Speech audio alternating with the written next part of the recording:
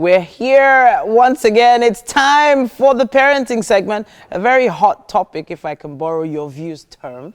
It's interesting to have a fellow mother, parent, and parenting advocate here, Adetun Lanre Adini. She's joining us here for the first time on our parenting segment, and she's helping us to answer this question. Is it ever right to spank the kids? Now, she's the founder of Parenting with Adetun, which is a TV program, and she's the CEO of Baby Grubs, Grubs Baby Enterprises. Baby Grubs Enterprise. Which one is it? Baby Grubs is different from Grubs Baby. Oh, wow, okay. Sheon is Baby Grubs. And then Tone is Grubs Baby. Fantastic. Baby Grubs is homemade. Tone is selling. Fantastic. Okay, all right, I get it now, I get it. But 12 years of experience is nothing to sneeze at. And it's always great. I chat with you as well. We have interesting conversations everywhere. But let's get to the topic. Is it ever right? Let's just go straight into it. Is it ever right to spank the kids? Yeah, Titi, I'm sure you're on the parenting platform, so you know what our views are when it comes to parenting. Yeah, spanking a child, it's relative. It's like how you lay your foundation, how you lay your bed, that is the way you're going to lie on it. If you try to discipline a child at a very early stage, and when I mean discipline a child at a very early stage, that's from about 10 months.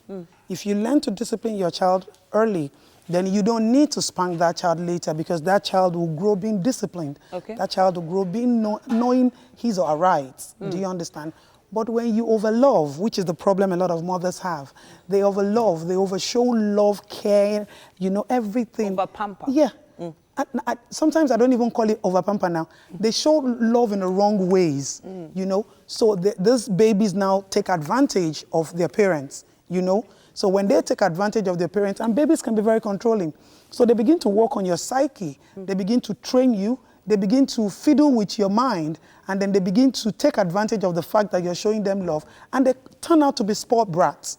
So at that point, when you now begin to see it, other people will see it ahead of you, but you will find it difficult calling your attention to correct your child. So when you now begin to see it, or some bold people now begin to say, your child is doing what is not right, your child spoke in a very rude way and all of that, then you want to spank that child, you know.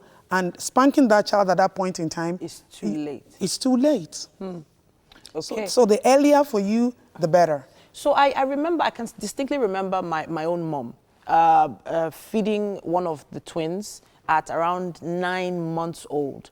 And at that point, a lot of parents don't realize that these brains are over. You know, they're really, really knowledgeable. They know how to manipulate That's their because parents. of what they eat.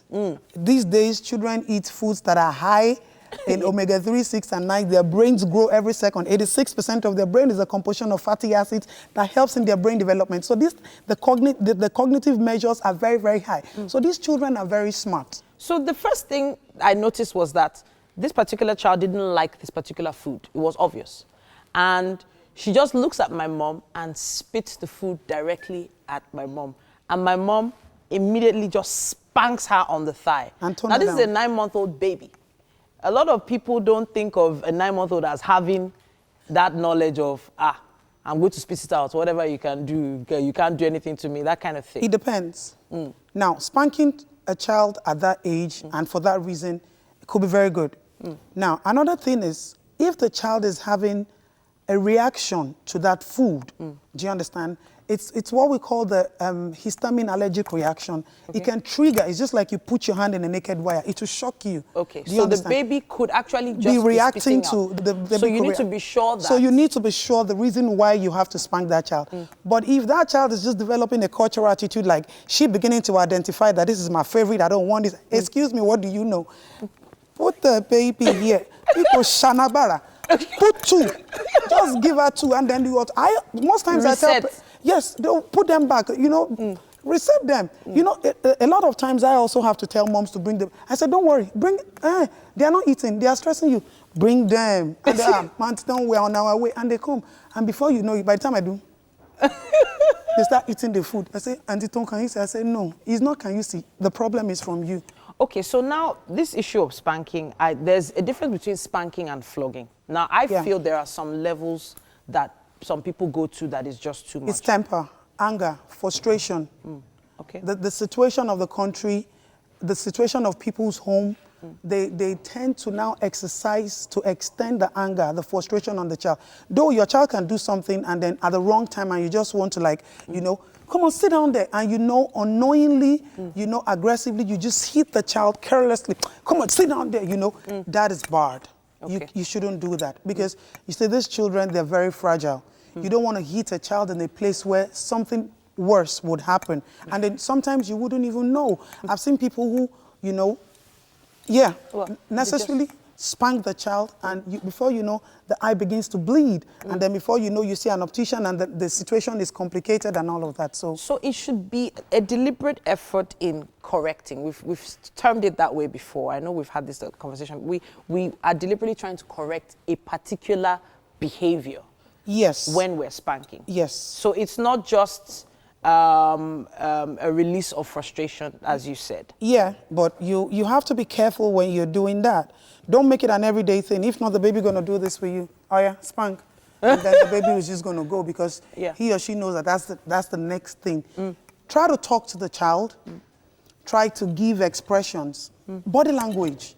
If you teach your child body language, like you go out in public and you do this, your child knows what you're talking about. You don't have to spank that child. But don't forget, these children are also smart. So sometimes you need to give them that spank. It's necessary sometimes. Okay, so what about in public places? No. Now, the public tantrum for me is I don't know, I've read so many books where I hear, you know, parents just give up on this whole public tantrum. When the child just decides to roll on the floor, they've given up and they give the child what the child wants. Why is the child rolling on the floor? The child wants a lollipop or something. Now, that now brings us to the issue of you love in the wrong way. You give children things that they don't need. They get addicted to it and you cannot take it off them. You give a child too much sugar, the child will throw tantrums. It's automated. In the morning, the baby takes beverage, which is not supposed to be. In the afternoon, you give the child all this biscuits and all of that. Later, you give sweet ice cream. And then the baby starts to give you the effect of your money, jumping here and there. The baby is not calm. The brain is not calm. So why would you not want to, why would you not want to spank the baby? You spank yourself for doing the rubbish. Okay, so for me, spanking a baby in public, that you infringing on that child's right. I'm not going to allow that. You cannot do that. When you go back home, you can sit the child down and say, you don't do that anymore. If you do it again, you're not going out. Talk to them. They listen to. And sometimes when you want to talk to them, for me, sometimes I even beg, please don't disgrace me. Just look at me now. You know it's only you. Because I'm telling you, because if the child turns out good, the child belongs to the father. If the child turns out bad, so many times my husband will say, you see, your children, you see, they are spoilt, playing games, and I come in and they cannot greet me. And I'll be like, can't you guys should deal now? When you're watching football, all of you are together now. Then I have to go do the spanking that, why didn't you greet daddy? So, you know, it all depends. Let's continue to look at it. Okay, so just to be clear, we never use things on children.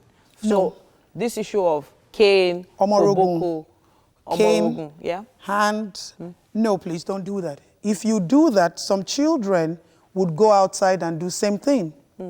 Okay. Do you understand? Right. You before you know it, you bring out your shoes, you want to spank your child. One day your child is going to do same. So it's like what the child sees at home is what the child is going to display outside. So you can spank your child, you can talk hard on your child, you can scold your child. As a matter of fact, the easiest way of spanking child is depriving them of what they love the most.